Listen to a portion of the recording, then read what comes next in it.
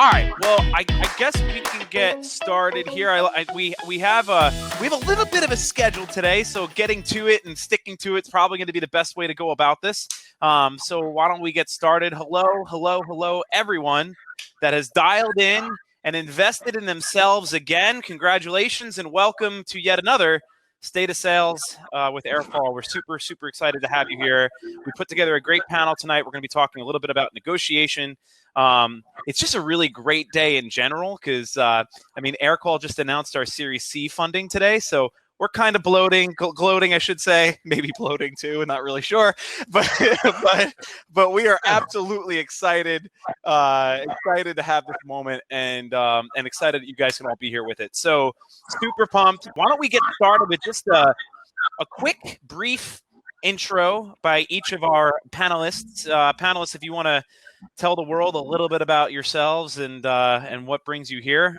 We can start. Andrea, why don't we start with you? You're right next to my head here on my screen, so you're up. Sure. I'm Andrea Freund, and I'm a researcher at Stanford Graduate School of Business.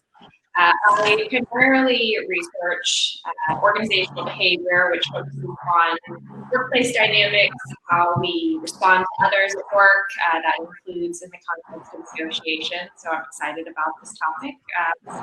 But yeah, really just happy to be here. Awesome. Very happy to have you, Andrea. Thank you for joining us. And going over next to the left of Andrea on my screen, Marcus. All right. Hey, Bryan. So excited to be here. So Marcus Shan, founder of Venli Consulting Group, work directly with sales professionals, help them absolutely crush it in sales and sell more and be absolutely badass in sales. So I've been in outside sales and sales leads for over 14 plus years. I was actually supposed to be an architect, but that didn't work out for me. So ended up going into sales, somehow figured it out, got promoted a bunch of times, ended up leading teams of people, and then really enjoyed my time as a corporate America for about 14 years with two major companies. And then my last role as a director leading 110 plus employees, doing about 9 figures a year in revenue. And then I decided to leave that because I was ready for my own move and started my own business back in September. It's been absolutely incredible. And now I'm here and excited to rock and roll. Awesome. Great to have you, Marcus. Thanks for joining us. We'll go down diagonal and we'll go to DW. I'm DW. Yeah, and I'm the only Aussie that can get sunburnt in winter, so that's why you see the little red nose there. And I currently lead sales and marketing at GetAccept, and this is my 4th time in this role, so it's a pleasure to bring some of those insights to you today. Awesome. We're really happy to have you, DW. And then thanks so much for waking up early and getting on here with us. And I know I see the down right there, Murtuza. He's calling in from India right now, 2:45 a.m. We have some dedication in this group, man. Wow. Awesome. Wow. We'll head right over to Mavis, last but certainly not least. Do you want to give a little intro? Absolutely. I'll give a lot of intro. I teach law students, sometimes even business school students and film students in negotiation courses. Of course, that's why I'm here. I speak on negotiations and intellectual property law, copyrights, trademarks, and patents for numerous organizations. My legal practice involves negotiating, again, of course, drafting tech and other, types of contracts in various industries like entertainment, high tech, finance. My fun fact is that I actually flirted with going to B school because I have an engineering degree, but the only B school, and Bryan knows this, the only B school course I took in law school was marketing. So, I've worked with a lot of B2B, B2C, marketing departments, sales folks, in many different corporations. So I've got a special affinity for the topics that we're discussing today. Awesome. And I got to say, we're so happy to have the mixture here of what I would call professor versus practitioner in a way, right? Like in the sales world. Okay. We have we have sales stars. We have practitioners of the academic environment. I'm super excited for this. I think it's actually a first that I've ever been a part of where there's a webinar. We have both those worlds mixed. A little about me. I'm Bryan Elsesser. I'm the Senior Director of Sales Development at Aircall. I lead our outbound sales function. I've been in sales about 10 years. I got started as the opera singer that was poor and needed something to do as Marcus knows from the architecture days. It's funny how that worked out, isn't it, my friend? And so, and it turned into one of the best career moves I've ever made. So I'm really excited to be able to be a part of this. It lets me have awesome conversations with people like you. So this has been awesome. So, all right, here we go. Let's get started talking a little bit. And by the way, if anybody on this phone call goes, my God, do I hear children? You do. I have 2 3-year-olds right out my door. Just bear with me. It's part of that wonderful at-home life. All right, so let's get started. Early negotiation, late negotiation. When do I negotiate? I don't know what the word negotiate means. How about we just start with a general question to the group, whoever wants to get started with it. When do I start my negotiation? So I think that's a great question, right, Brian? And I think at the end of the day, negotiation is not a singular event, right? And you really need to think about negotiation as really a journey. So from the very get-go, from your very first, whether it's outreach to your prospect, negotiation has already begun, right? From how you're positioning, right? If you want to go beyond, even beyond that, even from a marketing perspective, that brand equity they're bringing to the table helps you negotiate on the back end as well. So you never want to picture a negotiation as, hey, it's right at the end, we're going through pricing. Yeah, that might be the actual negotiating piece, but if you do it right up front, your negotiation is much easier on the back end. Does that make sense? Absolutely. It sounds like, though, you don't see negotiation as an us versus them. No, never. I mean, negotiation, if you do it the right way, it's a win across the board, right? You're a customer. All the stakeholders feel very comfortable. You feel very, very comfortable. And it's not like, oh, we got one over them. We're going to get better margins. No, at the end of the day, when the company is able to charge the margins they want, they're happier. They can give a better product or service to their customer. The customer is happy because they know they can get value as a result, right? Like we've all had those deals where we bent over backwards and it feels terrible, right? Like as the company, you're like, oh, now we have this deal. And usually they're the most high maintenance, right? They want the most. They're always complaining. There's always issues, right? And you don't feel good.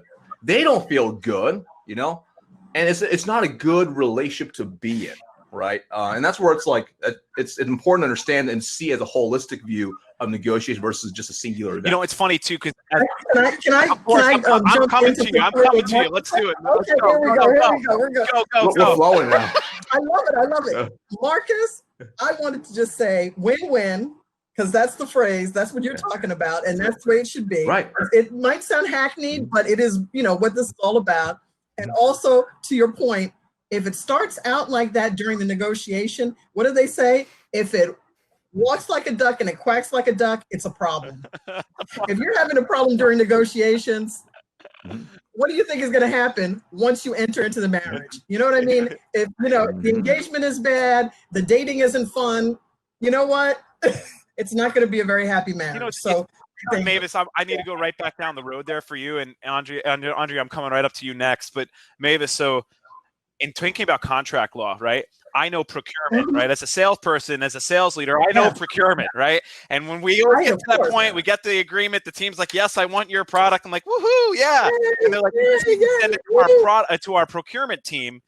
And my God, I think we all start sweating again. It's like then it's like an extreme version of us versus them. So how do I not feel that way with a procurement team going into that piece of negotiation?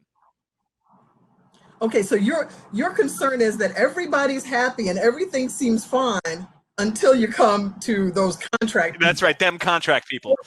Exactly. And you know what I think? I'm going to take it back to what you were saying before about early negotiating versus late negotiating. This is from my experience with all these different companies. The sooner you bring us in, the better. I know it's frightening. I know I'm a lawyer. Don't hate me for it. I'm just saying. The sooner we're involved. We're in sales, it's fine. Okay, great. Thank you, Marcus. There you go. I've got your back, you got mine. It's all good. But what I'm saying is that, we know the certain hot spots, the things we want to avoid, and we'll tell you before it gets to that point. Because, like you said, you have egg on your face. Yeah. You don't want to tell your boss, oh, I've got this great, $20 million, whatever dollar deal, and then we say, we don't want that, and you don't want that. Fair point. Again, the earlier we're all working together, the better. Andre, I know that you've been establishing, I guess you would say, procedure and strategy and negotiation for some time, and as I know most of this panel has. I mean, how do you go and approach this scenario, or what are your thoughts towards this topic? Yeah, I mean, I think that Marcus and Mavis both brought up sort of a broad general point that's really important is I think we tend to think of negotiations as this concrete part of the sales process of, our interactions with individuals. And so I really think one thing that's important both in the context of sales and also outside of it is to realize that so many interactions we have are negotiations. And I think if we expand what we think of as a negotiation, it becomes less of this battle, less of this sort of scary thing. I mean, we negotiate every day when we're at home quarantining. You're negotiating with your partner on the dishwasher today. That's a negotiation. Right. And I think it's important, right? Because those are the kinds of negotiations actually we think about in sales where it's not a one-off where you get what you want, you head for the door. You have to then, have that relationship going forward.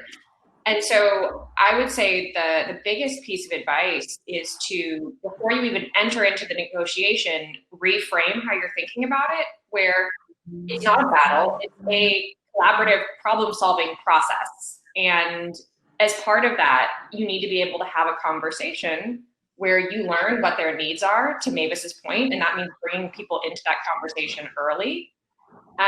And staying open to listening, which I know is something that's going to be talked about in right. So well, and again, I know it might sound flippant, but that's why I refer to it as a marriage, right? As opposed to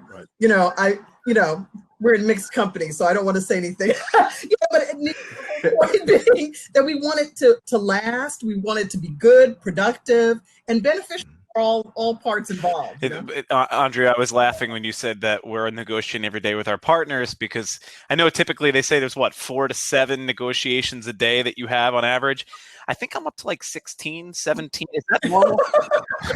Well, you have 2 3-year-olds, so it's probably more than that, actually. That's like per an hour, right? Like I got a 3-year-old too. I know what it's like. I'm like, stop. No. The answer is just no. There's no negotiating here. Sorry guys. I trump you all. I have 2 teenagers. Oh God. 2 teenagers, 1 girl and 1 boy. I'm sorry. Oh, I'm not at that stage yet. I don't even want to get there. Oh my God.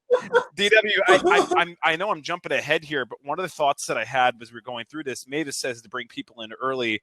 One of my thoughts is to always bring leadership in early as well, especially on structuring more key deals. I mean, you've been in the role that you're in now for quite some time in your career, and I'm curious as to how you brought yourself into, or have been brought into, key negotiations, and what does that look like? That we need to involve leadership as early as possible. However, we need to make sure the fundamentals of the deals are there, and that can also make sure that we maximize the internal usage of time. And so I see a lot of people trying to bring management in when they don't have, in our company, we use the MEDIC methodology, and I think that we need to look at that. I also wanted to touch on the previous point as well with if we look at it from an academic perspective in terms of negotiation, from my time studying economics or game theory, right, we're always designed to maximize our own utility. So we always talk about constructing a win-win, but it's strange that we're taught from a very young age through tertiary education to not do so. And in order to unlearn that process, you need to have a certain level of humility to approach negotiation. That being said, though, it's more complex, because if you look at something like buying a car, your objective in that situation is to minimize the price and maximize the quality. And if you minimize the price, then the profit motive is minimized from the seller. So it isn't always a win-win. I think we need to look at each negotiation and its technicalities and from various perspectives. It's interesting too, because my head was going as you were speaking of that. I think I'd be remiss not to mention, and I'm sure I owe him like $5 for even saying his name on a webinar, but I'd be remiss to not mention Chris Voss, the famous negotiator, on a conversation about negotiation. But there's something he talks about in his methodology where you can get more from a no than you can get from a yes. Where my head went to, DW, is that, as you're saying, like, we're taught certain ways. We want things to be a win-win. We're taught this. Like, we're also taught as salespeople that we should always go for the yes, right? Go for the yes. Go for the yes. You want to get commitment. Well, but actually, if you go for the no, you actually can get more information. You can extract more data. I think that's interesting. It's like Right. we tend to lean to teach into different areas that are actually opposite, it seems. Yeah, and I have a real world example. I have to run everywhere at the moment because I came through quarantine and I sold my car. I have one in America, but not here. And all I did simply was have a great conversation and then walk away. And immediately the individual dropped the price by about 10%. And so that's one example of that wasn't even a no, that was a thank you and then a nothing. And then we had an outcome from such a discussion. So it's so amazing the different web of techniques and considerations we need to make on both sides in order to generate an effective outcome in a negotiation. I really agree, especially now more than ever, right? With COVID and happening and everything that's happening there. I now forget my process doc here, guys, of questions, because I'm all over the board. I'm going to skip to the end. Back, we'll dance a little. I promise I'll get back on. But it's interesting is that, it seems like right now, a lot of sellers are at this crossroads, right? We have this thing where we have to make a decision. People aren't either in the market or things are tight or constricted. And so our pricing starts to get wonky and we start making decisions. So I'm curious, like, what advice would you have, open panel question, what advice would you have given the market today for someone, a seller, and to make sure that, like, you're not just hawking your product at next to nothing? I can sort of take that because I think, we get fixated on this language of winning and getting a deal. And I think that one of the important things is realizing that it's not about getting a deal, right? It's about getting a good deal. And that extends beyond this situation. There's one of my favorite studies, just to throw the research perspective in there, is they had these two groups of people and they had one option B, that was the best option. Option A was a little bit less good. When they asked people, well, which option do you want? And for option A, about 35% of people chose it. It wasn't the better option, but like some people fell for it. Mm-hmm. But when they labeled option A the agreement option, that number jumped to 50%. Wow. And I highlight that because I think we're so compelled to just get to agreement. We love it. It feels good. We can go to our boss and say, oh, I got the deal. Right. Part of resisting that urge is doing your prep work.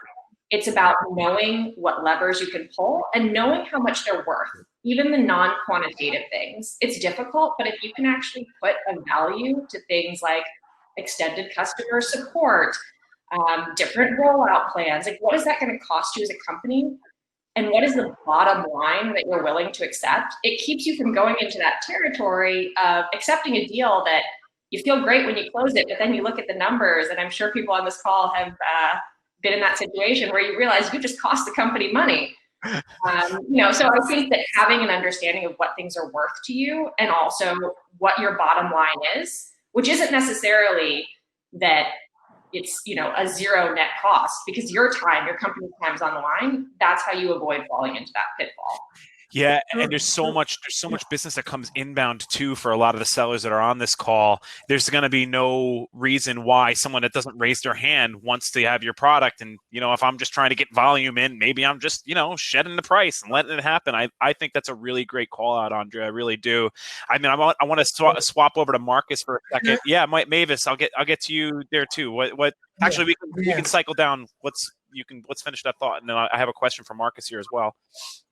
Yeah, because what Andrea's talking about, when she starts with the preparation, that's the beginning. That's stage one. That's your first thing that you do when you negotiate. So, like you said, if you're properly prepared, you're in the best shape. Then you do what we've talked about, and I think we're doing on the call, is relationship building. Right. And that's critical. And I wanted to tie it in, the point DW is making about, the deal that you do or don't do. It also kind of, there's reputational value as well as relationship building. Like it's nonverbal communication as well. I mean, I don't know if we'll get to talk much about nonverbal communication, because in this world of, all of us looking at each other in boxes, you think nonverbal communication isn't as important. But I don't know. I'm just feeling from this that it still is a thing. It's really quite a thing. And so, that's what came away from what you said. You said, okay, fine. And you walked away. And as I could see from the chats that people are making here, Scott Fenwick saying, hey, you walk away. It's a classic technique. And it's true. That's a great nonverbal communication. So remember, you can still use those things. But again, going through the different stages of negotiations, I don't know if we want to do it all now or go to it. I know that's another question. We'll get there in a second. We'll get there in a second. I'm first off baffled to find out that you all don't live in these boxes that you have actually. Yeah, right. That's fine. I'm getting over that. The second though is that Marcus, as the self-proclaimed seven-figure salesman, right? Here's my question, right? Like you are. Listen, hashtag if the shoe fits, right? So here's my thing: if you are as the seven-figure salesman, you've been in those deals. Now I got to tell you, those are going to be heavy negotiations, heavy relationship building. They didn't just hand you $1 million. So walk us through a little bit about what does that world look like right now in the environment that we have? Yeah, and when you think about it, right, and this kind of picks back up the previous question or the thought process. Typically during times like this, you smell a lot of commission breath, right? A commission breath from the reps, right? Who are like, oh, my pipeline's drying up, right? Like, oh no, right? And you also, I mean, aside from obviously COVID-19, right? You also see it typically at the end of the month, end of the quarter, right? You see it when the pipeline is not where it needs to be, right?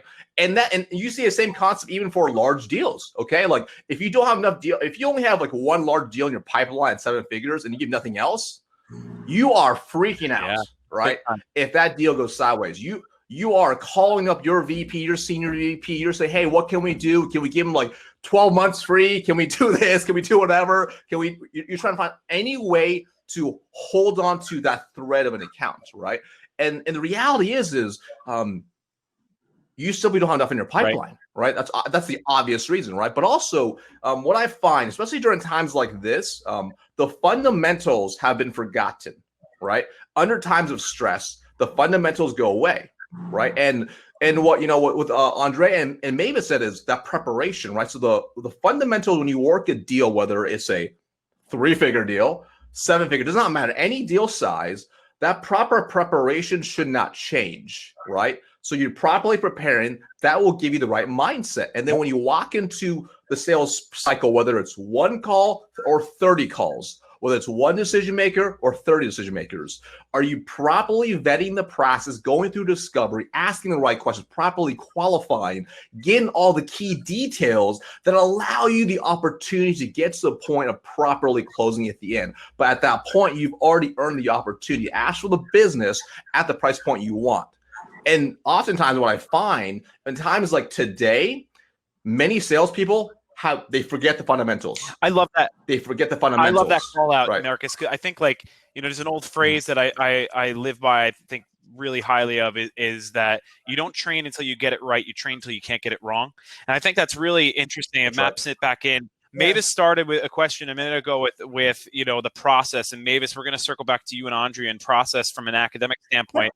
I can't help myself. I have to support everything. I love it. These guys You're rocking and rolling. But I'm having fun. But and listen, Marcus, I'm curious. You started with your process. You gave a little bit about good discovery, careful qualification. What are some of the other fundamentals that are in your process that you want to call out? Yeah. So So really what I find most people really struggle is they don't understand the full sales cycle, right? And from the outreach to all the way to the close and the customer success. And if you think about it, most people are so focused on their product knowledge, their pitch. That's actually not as relevant as most people think. Really, the whole sales cycle should be 90% questions, right? Even negotiation is purely questions. And when you ask the right questions all throughout, it positions you as the way to solve the problem, right? And when you ask questions, for example, decision maker, like for example, for complex deals, it's not uncommon to have 7 to 10 decision makers, if not more, right?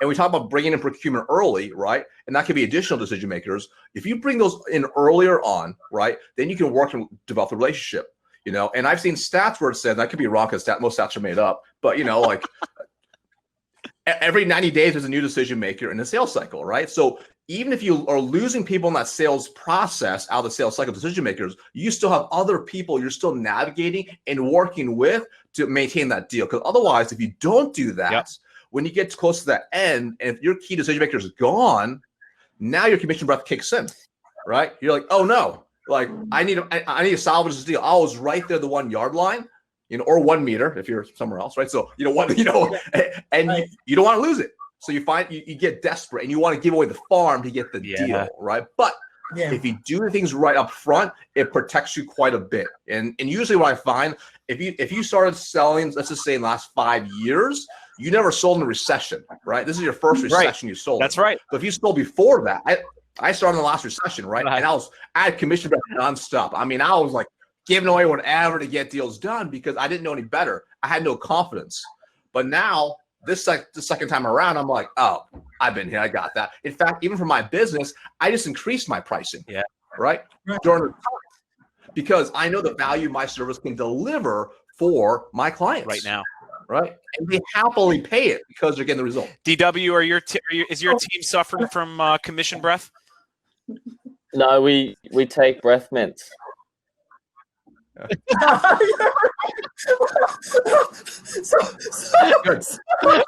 So a breath mint that I want to suggest is to follow up on what Marcus is saying, and I'm going to paraphrase it.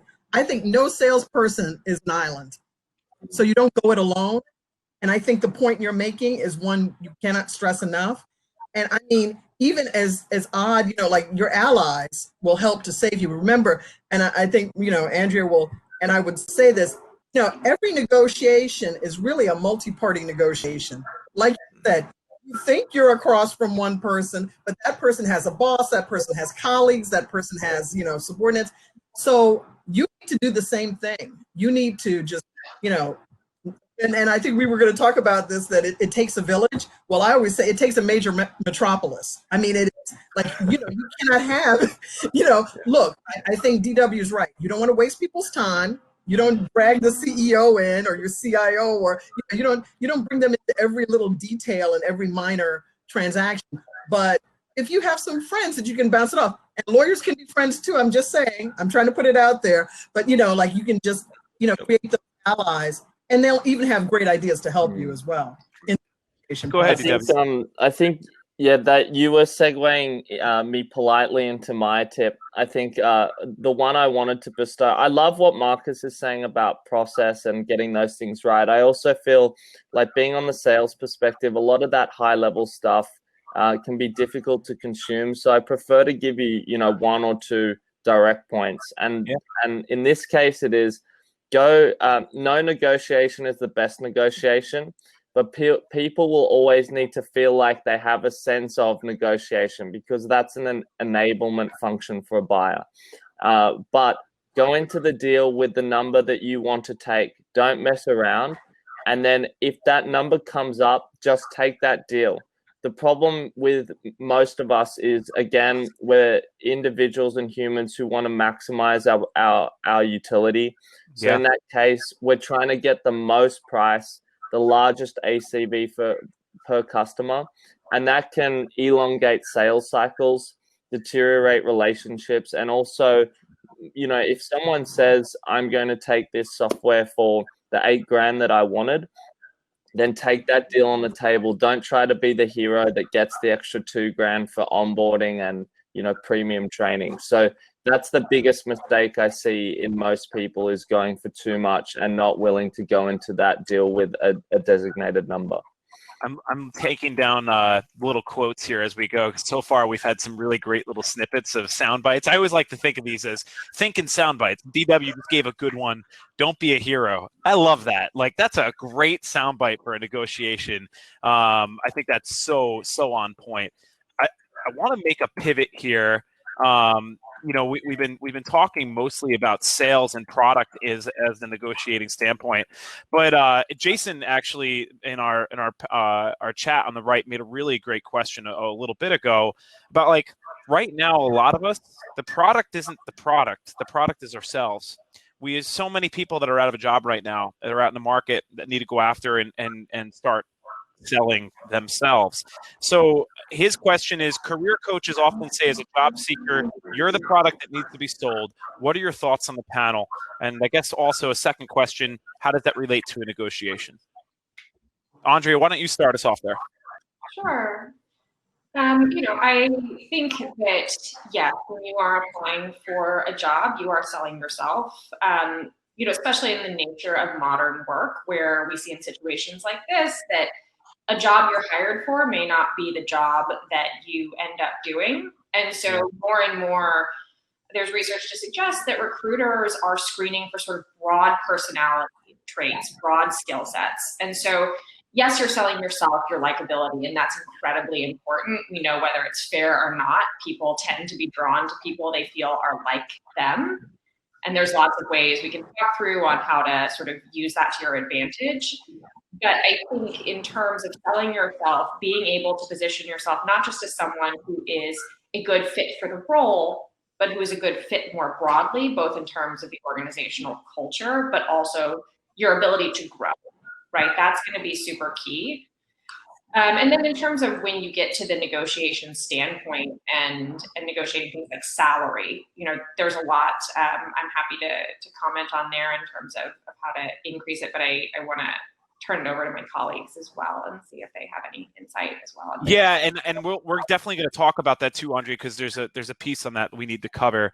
But how about any other thoughts from the open panel? Any other thoughts on this piece? Yeah. And I would say, especially whether it's even today or, I mean, when you think about when someone's getting hired, right? As if you're the hiring manager, you want to hire the best person. So the person that's interviewing has to minimize their risk, for the company it's hiring, right? So, and the more you can do it, the better it's going to be. And it goes into, you need to be good at marketing and sales. So for example, if I am a salesperson or anybody, right, looking for a role, right, the first thing I would do, to be very tactical, is I would optimize my profile to be incredibly attractive for the hiring manager. What exactly do they want to see, right? If I'm a salesperson, am I listing all my top awards, all my rankings, all my recommendations? Am I crystal clear proof that I'm worth even a conversation with, right? Like, all those little details add up. Is my profile filled with spelling errors and grammatical errors? That's not good, right? That makes you look bad. Same with your resume, right? You're right. And then when you are going to that first interview, right, your negotiating already started a long time ago. So that first interview, boom, you're walking in. Did you do the proper preparation, right? From how do you answer questions, the proper format, specific detailed examples, outlining scenarios where you have exceeded expectations in any question they ask. Did you bring a brag book, if you will, that showcases recommendation letters, rankings, awards, etc., that says, wow. When they get done that interview, they're like, this person, we have to move to the next step. It must be crystal clear to them, right? And ultimately, when you do that for every part of the process, if there's multiple steps, you're minimizing their risk. And when you go for that offer, this allows you opportunity to ask for the most amount of money, right? To get the most, the largest bonus, to get equity if that's an option, right? And you position yourself as the obvious choice, but it takes a little bit of work and preparation to allow yourself the opportunity to be a great, fit. And when you do that properly, you become the obvious choice. And the company will pay as much as they can afford to bring you in. It's a really easy. I just wanted to say a quick thing. Yeah. With Marcus, I think another thing to keep in mind, and it's very hard when you're in these situations and you're trying to find a job, but we have to remember that in every negotiation, there's a reason why both sides are at the table. And while you're the product and you're trying to sell yourself, I also would say it's a service as well. So negotiate for yourself and ask plenty of questions. You need to they want people who really are interested. And when you ask good questions, that's always important in negotiations anyway. That's how you're going to gather information. Yeah. But I mean, I think the more really interesting, intelligent questions that show your great preparation that Marcus already told you about, the more they're going to be impressed. They're going to be very impressed with you. And remember, you're looking at them while they're looking at you. I know it's hard, trying to avoid mass breath and sales breath and all that. Commission breath, Jaw breath. Right. Yeah, job breath. Salary breath here. Breath. No, that's a real thing. And I mean, I'm not trying to make fun of it, but I'm just saying, like, you have to understand your power in the situation and exert it by asking those good questions. I think what Mavis also highlights, as well as Marcus, is the same principle that applies to selling a product applies to selling yourself, which is you're trying to present it as a solution to a problem that your counterpart has. And that's where your value comes from. And if you've done your research and you understand what the company needs, what their goals are, you can then position what you bring to the table as a potential hire as a solution to that problem. They need to move into digital media marketing. What's your specific deliverables there? They want to hit a different demographic. Why can you reach that demographic? But I think when you phrase it as I'm a solution to the problem you have, you really bring in a lot more leverage. DW, I saw you moving a minute ago. It looked like you had something to add. I wanted to give you the opportunity. Yeah, I'm sneaky. I'm allowed to write my points in the side in the notes. That's the benefit of the digital world, isn't it?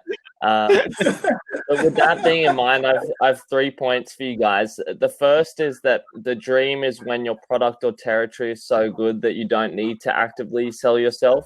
So think about, can you secure an opportunity that's a literal gold mine? And where my brother lives in remote Australia, there's only one ferry provider from the island to where he lives. So that's are they selling themselves? Do they market? No, they just have a monopoly. The second is when you truly are the best, you don't need to sell yourself anymore. Remember that. So when you reach a height, you have more people coming to you for business than you need. And that's the opportunity that you want to create for yourself, where you can be selective about who you work with. Then that segues nicely to this zebra, as I say, or zebra in America versus cheetah analogy, where you want to make sure that if you are trying to create an image and that partners with your product, that a cheetah is always something that people run away from. They feel like they're being hunted. They smell the commission breath, as Marcus has said today. A zebra is attractive. It's unique in its own way, and it exemplifies characteristics that are synergistic with the person that's trying to consume that product. So think of yourselves as, if you do want to brand yourself, become the zebra, not try to become the hunting cheetah that goes after the prey. Maybe those 3 points can help you. I think we have really sound advice on the whole representing yourself, and I think that it begs the transition towards the actual negotiation of salary and earnings. So I'm going to go back to Andrea here as someone that's studied on this next question. There is still a very obvious gender pay gap, not only in America, but throughout the world.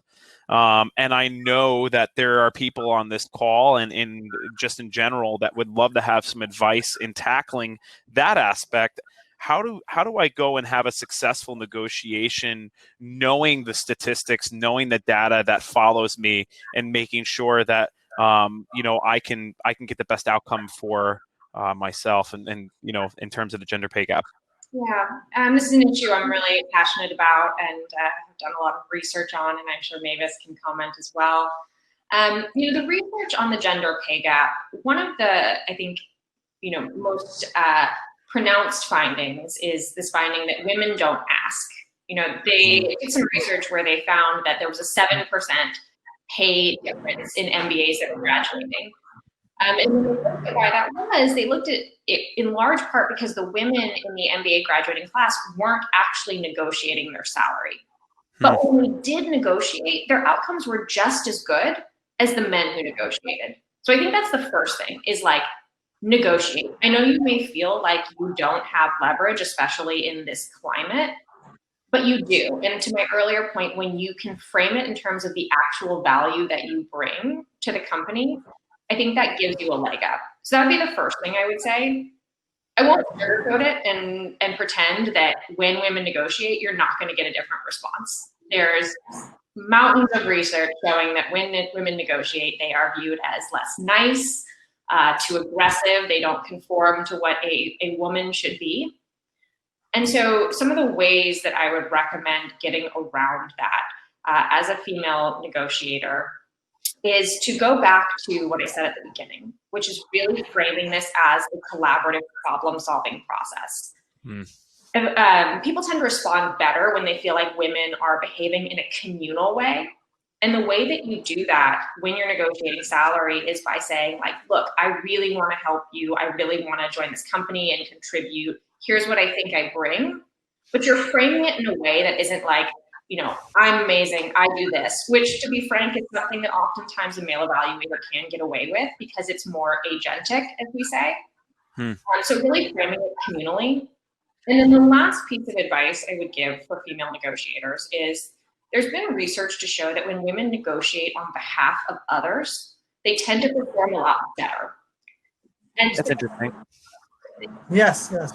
And so one thing that I think is really important if you are a woman about to go into negotiation is, in your mind, think of who you're negotiating for. Because if you're not comfortable being aggressive for yourself, maybe you're negotiating for your family. Maybe you're negotiating for all of the other women in the world who have an experience with gender discrimination. Have a visual in your mind for who you're negotiating for. And I think that will actually help you push through those moments where you feel like, oh gosh, I'm not playing the role of nice, which is what we as women are told we need to be. I think those would be my 3 tips. Ask, frame it as a communal problem-solving exercise, and know in the back of your mind who you're negotiating for. That is so sound and robust. I love all of that. Mavis, I saw you nodding and agreeing and jumping up and down. So go. Well, that's what I've been doing. This is definitely one that I always say, and this is, of course, right up the line regarding the ask, and we know this is a book. Women don't ask because it's such a major issue, and I say this to women, to men, to dogs, to cats, to everyone. If you don't ask, poor Brian's like, what's coming now? No, but seriously, if you don't ask, you don't get.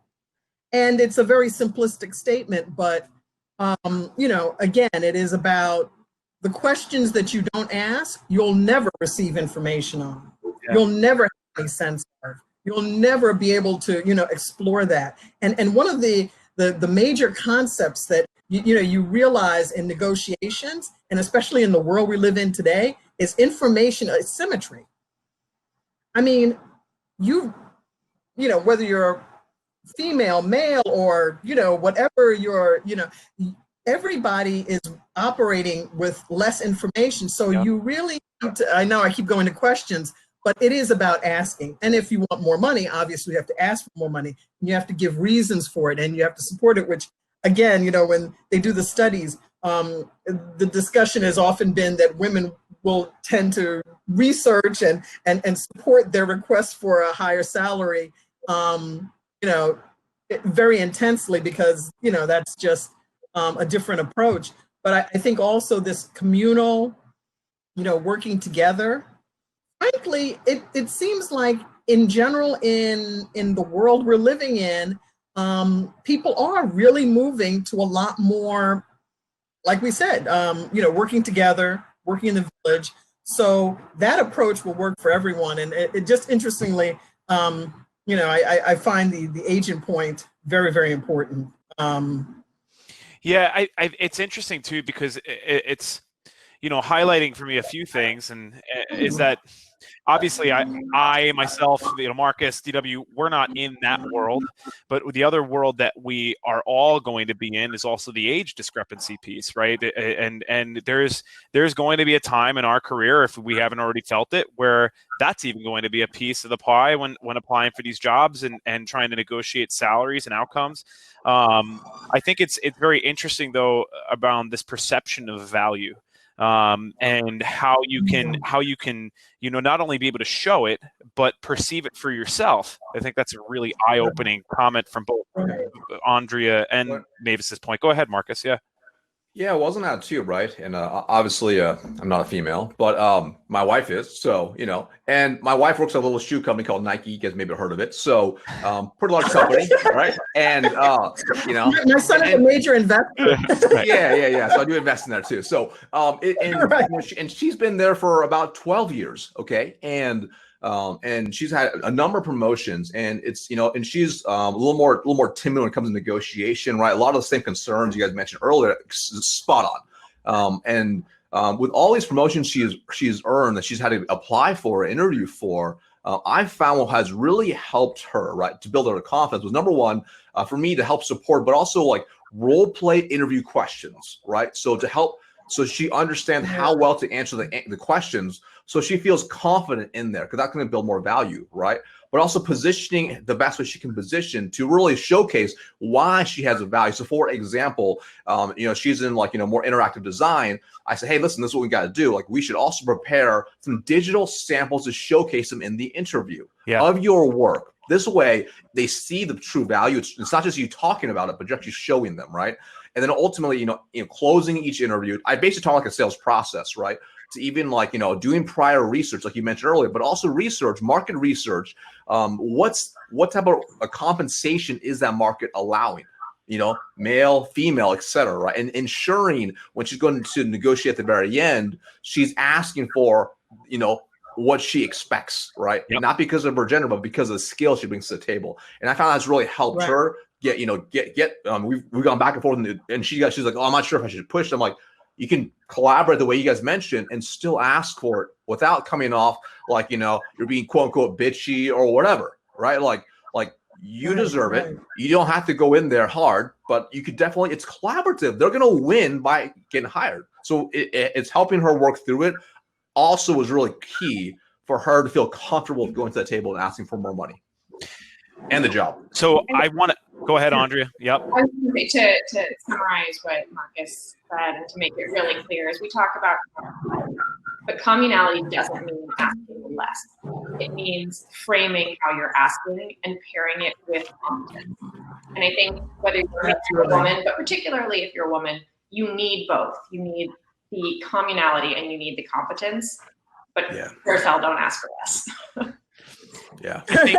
I think really great summarization to button on this topic, because we are, believe it or not, at a time on our first panel. But hold on, no one leave this panel yet. I see people already exiting. They're running for the door. It's probably something to do with me. All right, here's what we got. So coming up next, all right, we have never you, Bryan. We have a 15-minute breakout. 15-minute break. All right, where you can go and get networking. You can go and you can check out the expo. But then we're going to come right back into our breakout sessions. We got 3 of them, right? And just to refresh for everyone that's on, like, what are the breakout sessions? We have a leadership corner.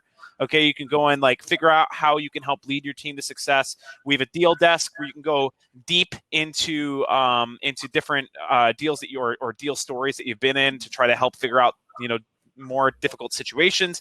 And then you have active listening and objection handling, which are going to be 2 of the key tools that you're going to use in your negotiation strategy. All right, let's do this. I'll see you guys. Enjoy your breakouts. I'll see you guys at the end of your breakouts. I hope you had successful breakouts. We did indeed on our end. Big thank you to our panel, Mavis, Andrea, Marcus, D-Dub. Thank you so much for coming out and sharing your knowledge bombs at the group here today. So you guys are rock stars. Let's go. We have one last question for each of you, okay? A book, a podcast, something that you follow that everyone on this group needs to know about. DW, you want to start it? That one I'm still trying to find. I keep going through Netflix and going through there. I like, there's one book, To Sell is Human by Daniel H. Pink. Yeah. That's less salesy and more about the concept and psychology aspects. So I find that a little bit more interesting. The other one, which is nonfiction, fiction, is I think everyone should read Animal Farm. I love the kind of George Orwell. I love the politics and dynamics. If you can learn from that, then you'll never have a negative incident in your career. You know, you need to avoid those situations. Completely agree. I remember reading that in grade school. A good book. Marcus. Yeah, so I'm gonna drop a couple books, right? And the first book I'll drop is this is one that's probably impacted me the most across the board, from professional life, personal life, relationships, everything, selling, negotiate, everything, right? So which is I'm a little bit of a nerd. It's Tony Robbins' Awaken the Giant Within, right? Tony Robbins' Awaken the Giant Within, classic book about being able to rewire your brain, right, and just take yourself to the next level by asking yourself better questions and stuff like that. And that was absolutely vital, right? So that's the first book. The second book I recommend is High Performance Habits by Brendon Burchard. That's High Performance Habits by Brendon Burchard, right? So a really key book. If you know, I'm a huge in personal development, but ultimately, as Jim Rohn said, when you work hard at your job, you make money. When you work hard on yourself, you make a fortune. Yeah. Right. So these books are focused on taking care of yourself and driving yourself to become the next level. So those are two of my personal favorites. I love that. Mavis, how about yourself? Well, so I showed this before, the Beyond Winning by Professor Mnookin. That's a classic in negotiations, not sales per se, but in negotiations. That's a Robert Mnookin. And I also mentioned, I don't have it. It's amazing that I don't have it right here by me, but I love this book, and I think you've got to read Difficult Conversations. It is, to Marcus's point, something that will help you in every kind of negotiation. Have you read this book, Marcus? It is. On the bookshelf. Yeah. Oh my God, this book is so amazing, and it will help you, as as Andrea mentioned, any kind of negotiation with your kids, with your, I keep talking about pets and animals, but like really with any living being, you will be able to negotiate better. And it's fascinating because, again, it gets back to our different perspectives. Yeah. So last but certainly not least, Andrea? There's a couple that come to mind. So this one isn't about negotiation, but I think it carries people far in life, which is The Elements of Style. We talked about resumes and, cold emailing, and I think small mistakes can make a huge difference when you're talking about first impressions. And so learning how to be an effective writer, I think, is super critical. Yeah. Another classic that I think is always worth a read is How to Win Friends and Influence People. Yeah, great book. Just a classic, right? That goes so much beyond negotiation. And then the last one, I would be remiss if I didn't highlight it. I learned all that I know about negotiation from my advisor during graduate school, Margaret Neal, and she has a book called Getting More of What You Want. And I think it's a really great resource that focuses on sort of this collaborative mindset. Awesome. Really awesome. I have two. I'll put two out there for you. So we have, first off, if you haven't read it and you want more of this, so Never Split the Difference, Chris Voss.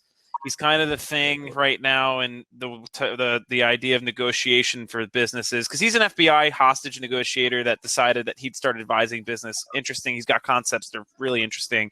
You should go check him out. And if you really like it, you'll post this whole thing on LinkedIn, and then we'll give out a session or 3, which is pretty cool. The second one is actually one I just finished this past weekend.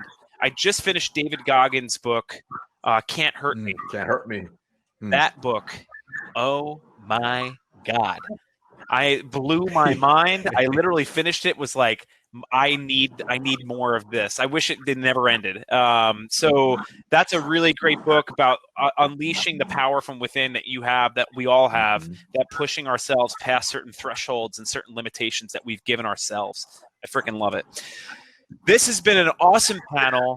You four are unbelievable. I'm so happy that I was able to be a part of this. Thank you so much for joining us. Congratulations to all of you that have joined us today and invested in yourselves and your career, and best of luck in your next negotiation. Thank you, everybody. Thanks for joining State of Sales. Thank you. All right. See you guys. See you later. Bye, everybody.